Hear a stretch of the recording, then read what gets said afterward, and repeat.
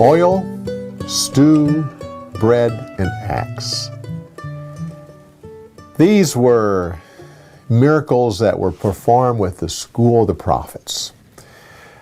To understand a little bit about that school, it was actually started by Samuel years before. Samuel had gotten discouraged with the older generation. He'd kind of given up on them.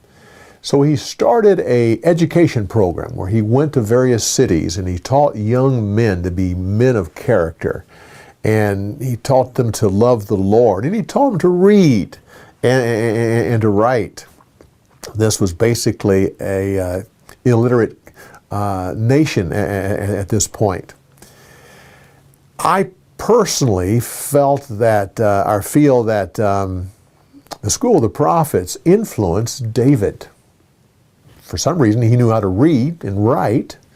He loved the Lord and was a man of character.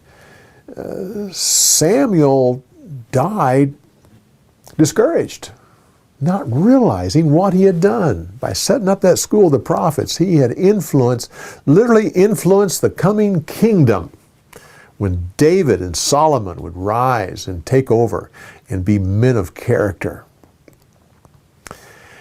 Well, when we come down to this story, you have it been ran by Elisha. Now, remember, we talked about the miracles of Elisha compared to the miracles of Elijah. John the Baptist was more like Elijah, and Jesus was more like doing the miracles of Elisha. Well, these miracles are a good illustration of how Jesus performed miracles that were mostly helpful to people and met needs. We see the miracle of oil. Now, the widow was going to have her children taken away and made slaves to pay off a debt. This was common. This was allowed. This was legal. The children would be taken away and made slaves. Now, you might think that's awful, but if you do, you're missing her biggest concern. Her concern was not how awful it was going to be for her children, because in most cases it wasn't. Slaves were cared for. They had their needs taken care of. They had employment. They were generally treated well. It was according to Israeli law that they were to treat slaves well, and right down to the Romans. The Romans treated their slaves well as well. Slaves became teachers, accountants, attorneys, doctors. Many of the slaves owned slaves. And so it was actually, these children would probably be cared for. Now, going into slavery was not the issue that the mother was concerned about. The issue was this, is that Israel was for most purposes, was a pagan nation. They worshiped false gods. By these children going into slavery, they would be taken care of, but they would lack her education. There would be the separation of the family. These kids would be raised in homes where they would be taught to worship idols.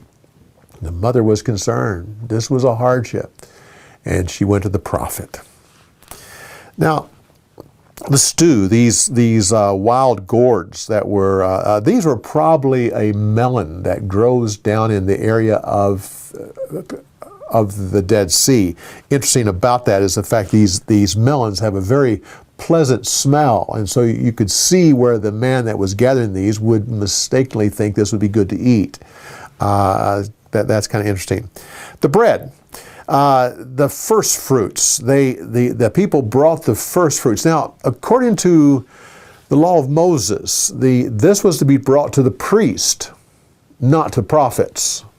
But you have to understand, the men of Israel, the farmers, were not allowed to go to Jerusalem, and they did not have the priest they were all down in Judah. Most of the Levites had left.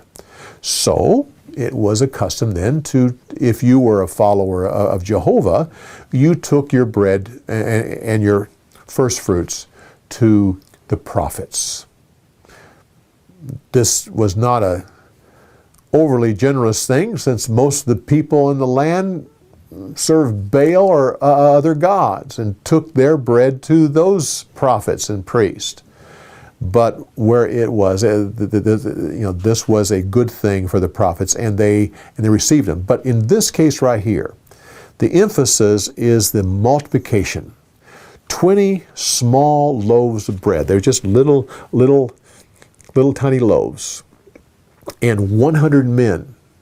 I want you to notice, Elisha doesn't take credit for this miracle. And we think about the miracle of Jesus taking the bread and the fish, and he fed 5,000 at one time, 4,000 at another.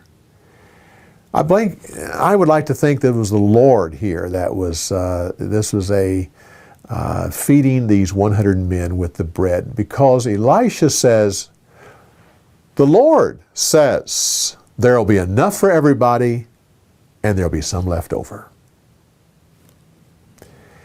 This doesn't indicate in any way directly that this was an Old Testament appearance of Jesus, but I like to think that it is.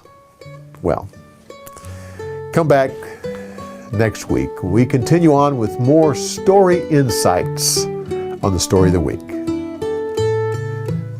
We'll see you next week.